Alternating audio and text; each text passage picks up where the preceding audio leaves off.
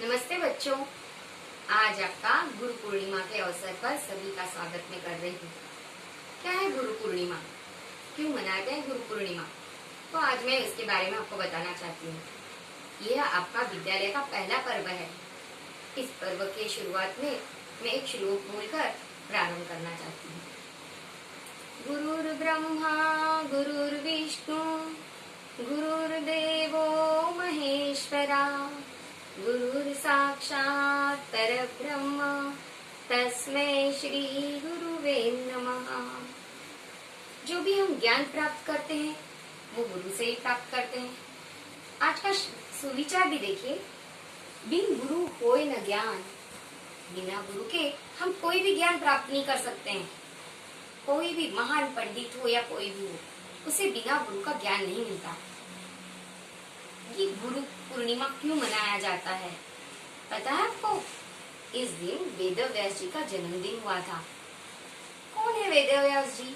आइए मैं आपको इनके बारे में बताती हूँ। गुरु पूर्णिमा आज की तिथि क्या है देखिए, दिनांक 5 जुलाई 2020 और दिन है रविवार। ये है श्री वेद व्यास जी। यह दिन, ये इनका नाम वेदव्यास क्यों है पता है आपको? क्योंकि इन्होंने चारों वेदों की रचना की थी, इस कारण इनका नाम वेदव्यास है।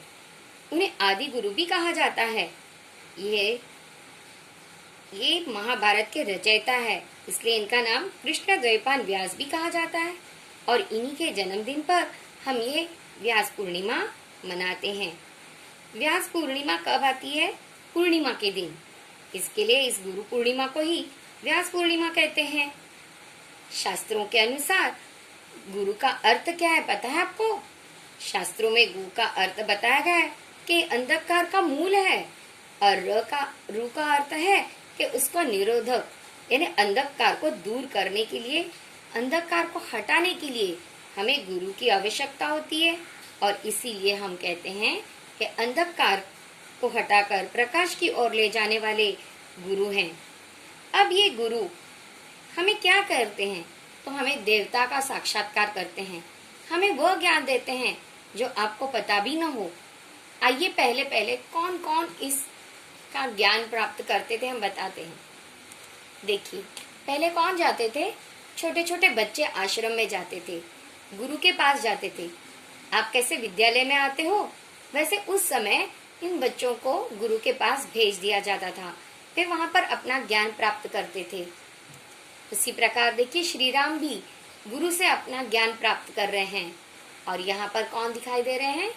कृष्ण, बलराम, सुदामा और उनके सहयोगी सभी गुरु के पास गए हैं सांदीपनी आश्रम में। अपना ज्ञान प्राप्त करके फिर वे अपने घर लौट गए। अब इसी प्रकार मैं आपको एक कहानी सुनाने जा रही हूँ। उस समय की बात है, एक ऋषि की, जिन्होंने अपने विद्यार्थियों से कुछ कहा। क्या कहा मैं आपको बताती हूँ, आओ चलिए। चलो बच्चों, तो मैं आज आपको कहानी सुनाती हूँ। अभी आपने क्या क्या देखा? वेदव्यास जी को देखा। वे हमारे बहुत बड़े गुरु हैं, आज भी हमारे ही गुरु हैं। उन्होंने चार वेदों को लिखा था। कौन कौन से थे वे? अथर्ववेद, यजुर्वेद, सामवेद और ऋग्वेद। तो ये चारों वेदों को उन्होंने लिखा था। पर अब हम उन वेदों का रचयिता जो है उनके बारे में तो जान लिए, लेकिन हम गुरु के बारे में भी जानना चाहिए। क्यों हम गुरु की पूजा करते हैं? गुरु का महत्व क्या है? आपको हर बार गुरु यानी क्या लगता है? कोई टीचर, कोई शिक्षक? नहीं। तो उस जमाने की एक कहानी मैं आपको सुनाती हूँ कि क्यों गुरु को महत्व दिया जा रहा है। तो आप ध्यान से सुनिएगा। उस जमाने में, यानी प्राचीन काल में, एक ऋषि थे। वो बहुत बूढ़े हो गए। तो उन्होंने सोचा कि अब ये आश्रम चलाने के लिए मेरे इन शिष्यों में से किसी शिष्य को मैं चुनता हूँ जो ये आश्रम चलाएगा। तो उन्होंने 2 शिष्यों को चुनाव किया। वैसे सभी शिष्य तो अच्छे ही थे, लेकिन उन्हें 2 शिष्यों को चुन लिया। उन दोनों शिष्यों को पास में बुलाया और कहा, देखो बच्चों, मैं अभी बहुत बूढ़ा हो चला हूँ, इस आश्रम की देखभाल अब मुझसे होगी नहीं, इसलिए मैं दूर जाकर कहीं तपश्चर्या करना चाहता हूँ। तब तक आप मेरे इस आश्रम का ध्यान रखिएगा। शिष्य ने कहा ठीक है गुरुजी, पर उन्होंने कहा शायद मैं लौटकर आ भी सकता हूँ। जी गुरुजी, मैं आपको कुछ देना चाहता हूँ, वो मेरी धरोहर आपको जब मैं लौट कर आऊंगा मुझे दे दीजिएगा, जैसे दिया हूँ वैसे ही दीजिएगा। ठीक कहा शिष्य ने। शिष्य सोच रहे थे न जाने गुरुजी हमें क्या देंगे। थोड़ी देर बाद गुरुजी ने 2 पोटलियां लेकर आए थे। उन दोनों पोटलियों में क्या था पता है? गेहूं के कुछ दाने थे। दोनों को समान दाने दिए गए थे। दोनों को एक एक पोटली देकर गुरुजी ने कहा ये पोटलियां संभालो, जब तक मैं ना आऊं इस पोटली को संभाल के रखिएगा, और जब मैं आऊंगा तो मुझे ऐसे बराबर जैसे था वैसे ही दे दीजिएगा। दोनों शिष्यों ने गुरु को प्रणाम किया। गुरुजी चले गए। कुछ साल बीत गए। एक शिष्य ने गुरु की दी हुई धरोहर बराबर संभालने के लिए अपने भगवान के मंदिर में रख दिए थे। दूसरे शिष्य ने क्या किया पता है? उसने कहा पोटली खोल के तो देखूं। देखा तो उसमें गेहूं थे। उसने कहा ये गेहूं को मैं क्या कर देता हूँ, फैला देता। तो उसने क्या कर दिया, आश्रम के पीछे जो बहुत जमीन थी वहां पर उसे फैला दिया था। अचानक गुरु आ गए कुछ साल बाद। अब गुरु ने दोनों शिष्यों को बुलाया। शिष्य उनके पास आए। उन्होंने प्रणाम किया। गुरुजी ने कहा अच्छा शिष्य, ये बताइए मैंने आपको कुछ रखने के लिए दिया था, वो मुझे अभी चाहिए, ले आइए आप। जिसने मंदिर में रखा था वो पोटली का वो तुरंत भागा और उस पोटली को लेकर आया। उसने गुरुजी के चरणों में रख दिया।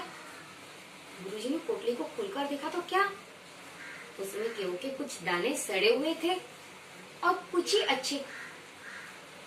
दूसरे शिष्य की ओर देखते हुए कहा अच्छा इसने तो लाया, और आपका कहाँ है? तो शिष्य ने कुछ सोचा और गुरुजी को कहा गुरुजी आप मेरे साथ चलिए। गुरुजी उनके साथ गए और उसने आश्रम के पीछे लहलाते हुए गेहूं की फसल देखी। ने कहा आपने जो मुझे पोटली में जो अनाज दिए थे वो गेहूं के, मैंने उसे बिखेर दिए थे। उस समय बहुत अनाज मिला मुझे, फिर मैंने उसे बोया। अब देखो इतने गेहूं हैं, बहुत लहला रहे हैं। गुरुजी प्रसन्न हुए। उन्होंने दोनों को पास में बिठाकर एक बात समझाई। पहले शिष्य को कहा देखो बेटा, मैंने तुम्हें ये गेहूं की पोटली संभाल कर रखने के लिए नहीं दी थी। जैसे इसने किया कि मैंने जो कुछ दिया इसने उसे फैलाकर उसका दिन दुगना चार चौगुना कर दिया, और तुमने उसको सीमित रखकर इसे खराब कर दिया। इसका अर्थ क्या है पता है बच्चों? कि आपको जो मिला हुआ ज्ञान है उसे संकुचित न रखे, उसे बांट दीजिए, उसका उपयोग कीजिए। अपने ही पास रखने से वो सड़ जाएगा जैसे वो अनाज सड़ गए हैं। आपको जो भी ज्ञान प्राप्त होता है उस ज्ञान को बांटना चाहिए। अपने पास ही नहीं, अपने लोगों के लिए नहीं, तो पूरे दुनिया के लोगों को भी उस ज्ञान का उपयोग हो, इस प्रकार उसका उपयोग करना चाहिए। तो इस कहानी से क्या आपको पता चलता है बच्चों? कि गुरु ने जो दिया है ज्ञान, उस ज्ञान को हम प्राप्त करेंगे और सभी को बांटेंगे। हर ज्ञान किसी न किसी काम आता है, चाहे वो चित्र हो या कोई भी कार्य हो, लिखना हो, पढ़ना हो, खेलना कूदना, ये भी एक तरह का ज्ञान है। केवल पढ़ाई लिखाई ही नहीं ज्ञान होती है। धनुष्य चलाने, जैसे एकलव्य की कहानी आपने सुनी होगी। एकलव्य ने किस तरह से धनुष्य सीखा था चलाना, बाण चलाना सीखा था, पर उसको गुरु से प्राप्त नहीं हुआ था। इसलिए उन्होंने क्या मांगी थी? गुरु दक्षिणा में क्या मांगी? अंगूठा मांगा। पर हर एक गुरु इस तरह से दक्षिणा नहीं मांगता। गुरु का क्या कहना है कि हमने जो आपको ज्ञान दिया है उसका आप उपयोग कीजिए और पूरे देश में, संसार में अपना नाम कमाइए, साथ में गुरु का भी नाम होगा। अपने नाम के साथ गुरु का नाम भी जोड़ा जाएगा। इसके लिए ज्ञान के अंधकार को मिटाने वाले इस गुरु को हम प्रणाम करते हैं और इस तरह से ये गुरु पूर्णिमा का पर्व मैं यहीं पे समाप्त करती हूँ। आपको क्या करना है पता है? आज आपको मन चाहे जो भी चित्र बनाने हैं वो आप बना सकते हैं।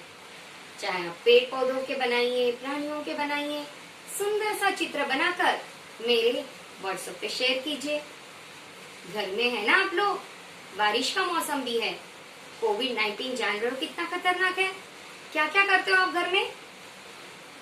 हाथ धोते हो साबुन से बराबर, बाहर मत जाना किसी से मिलने, और बाहर चले भी गए कभी कभार तो क्या लगाना है मुंह पर? मास्क लगाना है और अपने सेहत का ध्यान रखना है। समय समय पर गर्म पानी पीना है। बाजार की चीजों को बिल्कुल मत खाना, घर में पकाए हुए ताजे खाने को ही खाना है। तो इस प्रकार कोविड-19 से आप क्या होगे? मुक्त तो हो जाओगे, आपके पास को आएगा भी नहीं।